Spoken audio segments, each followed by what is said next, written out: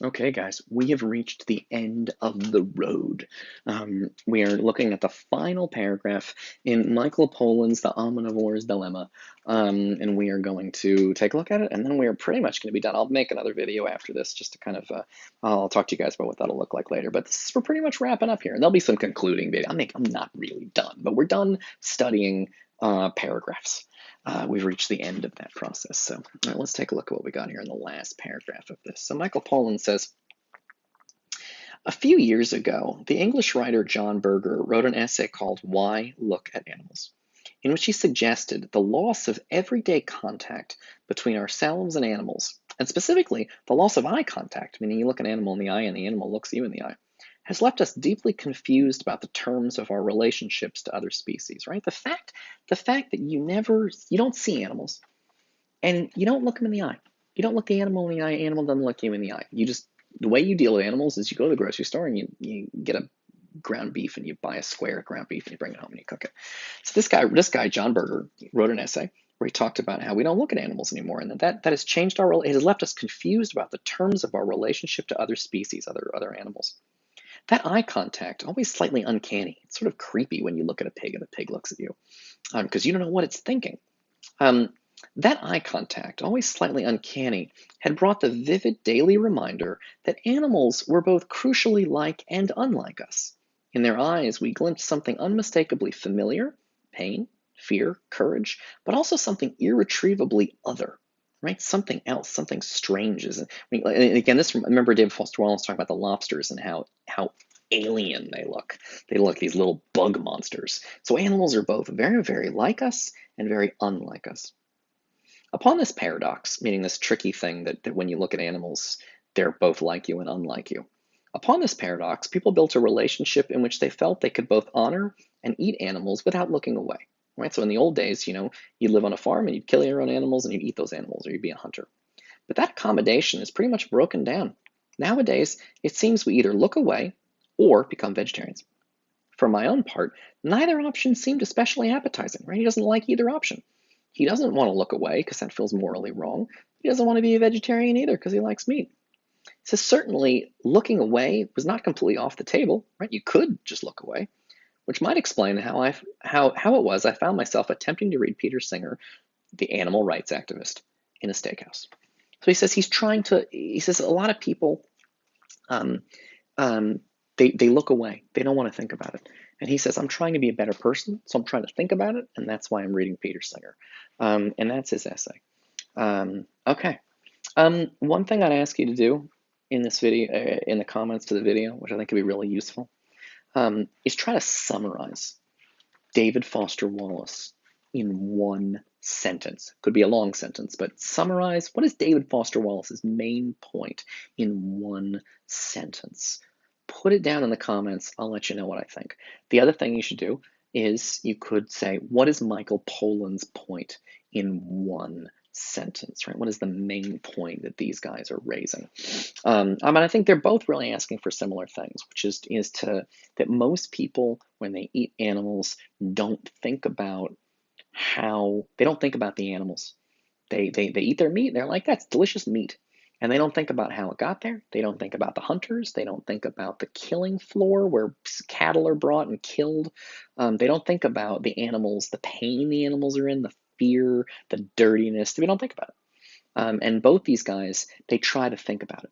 Now, some people, they think about it and they're like, holy shit, you should be a vegetarian. You must be a vegetarian, otherwise you're a bad person. These guys have a more complicated response. They kind of feel like, boy, we are kind of detached in our society from animals. We don't, we're detached from them, but maybe we should think about this more. Maybe we should think about animals because they're hidden from us. Most people don't hang out with butchers, they don't hang out with farmers, they don't look at pigs, especially in New York City. So maybe we should think about what it means. Maybe it's doing something bad to us. Interestingly, both authors are not quite sure. They think they both eat meat, and they both think there's something slightly disturbing about the fact that they eat meat. Because both guys are like, maybe we haven't really thought about, we're doing it, but have we thought about what we're doing? This is the same thing Socrates does. Remember when he has the Lysias gives a whole speech about love, And then Socrates says, does he really understand love? Does he define it? Does he have a good definition of it?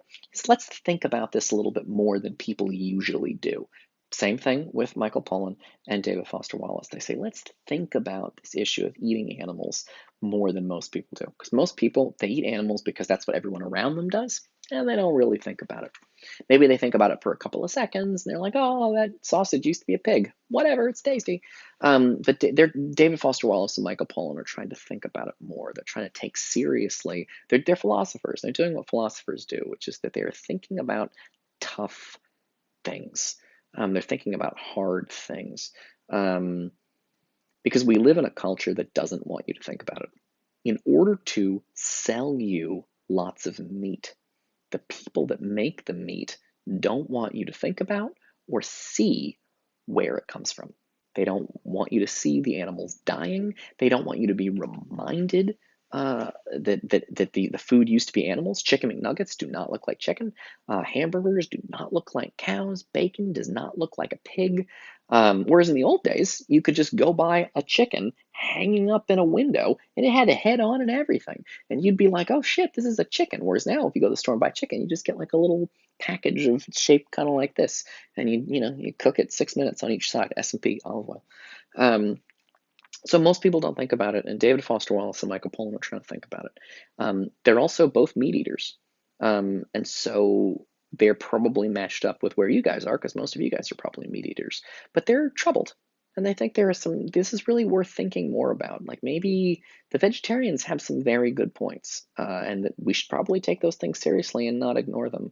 I think for both of these guys and for Socrates, the idea is that being alive means paying attention and thinking about things in a serious way. Why do you do this? Why, where does this come from?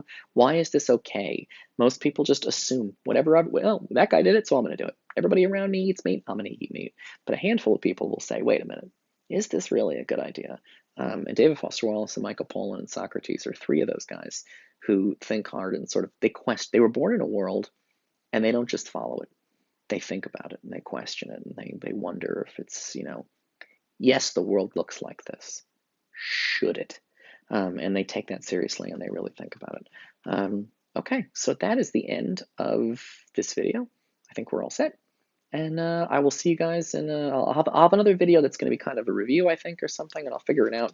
And then I'll have a sort of class conclusion video. And then we're done. And I will see you guys, I don't know when I'll see you, crazy. But I'll stay on the blog, comment, think about these things. Here's what I'm going to need. The other thing, I told you guys, maybe try summarizing these guys in the comments. Ask me questions, because you're going to be tested on these two articles. You're going to have to write an essay using quotes from these guys to help you answer the question you're asked on the essay. So do that.